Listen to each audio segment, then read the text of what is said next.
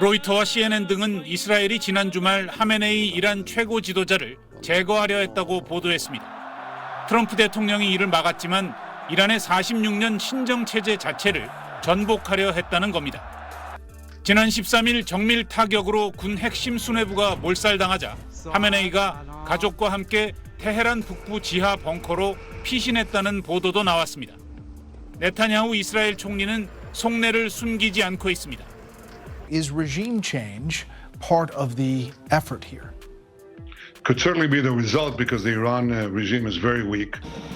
이란은 지난 1979년 이슬람 혁명 이후 종교 지도자를 종신 최고 지도자로 옹립해 왔는데 하메네이는 1989년 이래 최고 지도자로 반이스라엘 반미 노선 아래 핵 개발을 주도해 왔습니다. 강경한 이슬람 정권이 있는 한 핵시설을 파괴해도 핵 무장 시도가 더 비밀리에 반복될 수 있다는 우려, 시리아의 아사드 정권, 레바논의 헤즈볼라와 가자의 하마스 등 대리 세력이 무너지며 이란 고립이 심화된 점 등이 네타냐후에게 정권 교체 시도에 대한 자신감을 줬다는 분석입니다. 이보다 더 좋은 기회가 없잖아요. 군사적으로 약해 있는 상황에서 79년부터 지금까지 이스라엘 지도에서 없애겠다고 난리치는 보수 강경 정권을 아예 무너뜨리고 새로운 친이 정권을 세우는 게 하나의 대안이 될 수 있지 않냐 그런 얘기를 해요. 이스라엘이 핵과 군사시설은 물론 석유 정제 시설과 가스전 등을 폭격한 것도 오랜 제재로 경제난에 시달리는 이란 내부 민심 이반을 노린 것으로 보입니다. 가장 큰 변수는 미국입니다. 이스라엘의 공격을 묵인했던 트럼프 대통령은 두 나라가 협상을 해야 하고 합의를 이룰 것이라면서 이스라엘의 이란 정권 교체 시도와 거리를 뒀습니다. 정권 교체 시도에 이란이 호르무즈 해협 봉쇄 등으로 맞설 수도 있어 확전 위험은 더 커질 수 있습니다. SBS 윤창현입니다. 이란 국영방송 앵커가 이스라엘의 공습 상황을 실시간으로 전합니다. که شنیدید صدای متجاوز به خاک وطن صدای متجاوز به صدای حق و حقیقت است. 잠시 뒤 폭발음이 들리고 앵커는 황급히 대피합니다.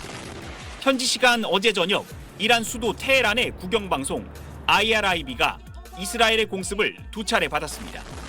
이스라엘군은 공습 약 1시간 전 SNS를 통해 테헤란에 대피령을 내렸습니다. 페르시아어로 테헤란 3구 지역을 공습 목표로 지목했는데 3구엔 IRIB가 있었던 만큼 목표를 사전에 밝힌 셈입니다. 이번 공습으로 한때 생방송이 중단됐지만 IRIB는 예비 스튜디오를 이용해 방송을 재개했고 폭격 당시 앵커도 다시 카메라 앞에 섰습니다. 이스라엘군은 또 테헤란의 한 비행장에 주기된 F-14 전투기 2대를 무력화하는 모습, 이란의 무인기 발사 시도를 사전에 저지하는 장면도 공개했습니다. 베냐민 네타냐후 이스라엘 총리는 이스라엘의 연이은 공습으로 이란의 핵 프로그램이 크게 후퇴했다고 전했습니다.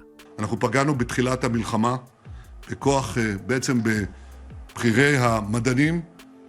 עד עכשיו חיסלנו 10, עוד היד נטויה, יש כמה שעוד נשלים אותם. 앞서 이란도 그젯밤 이스라엘의 산업도시 하이파를 포함해 텔아비브와 예루살렘 등을 공격했습니다. 지금까지 370기 넘는 이란의 미사일 공격으로 이스라엘에서 최소 24명이 숨지고 500여 명이 다쳤습니다. 이란은 아이언돔 교란을 위해 극초음속 미사일까지 동원한 걸로 알려졌습니다. SBS 송기준입니다. 미국 항공모함 니미츠호가 베트남 입항 계획을 취소하고 동남아시아를 떠나 중동으로 가고 있다고 AFP 통신이 보도했습니다. 베트남 정부 측은 니미츠호가 다낭에 정박할 계획이었지만 행선지가 변경됐다고 전했습니다. 니미츠 항모는 병력 5,000명과 전투기 등 60대 이상의 항공기를 탑재할 수 있습니다. 미국은 또 다수의 공중 급유기를 중동과 가까운 유럽으로 이동시킨 것으로 알려졌습니다. 항모와 공중 급유기 전개는 이스라엘과 이란 사이 충돌이 격해지는 가운데 미군이 공군력을 강화하는 차원으로 분석됐습니다. 미 당국자들은 트럼프 대통령에게 옵션, 즉 선택지를 제공하기 위한 차원이라고 설명했습니다. 캐나다 G7 정상회의에 참석한 트럼프 대통령은 이란과 이스라엘의 대화를 촉구했습니다. It's painful for both parties, but I'd say Iran is not winning this war. And they should talk, and they should talk immediately before it's too late. 월스트리트 저널은 이란이 상호 공격 중단과 핵 협상 재개를 원한다는 신호를 제3국을 통해 이스라엘과 미국에 보냈다고 전했습니다.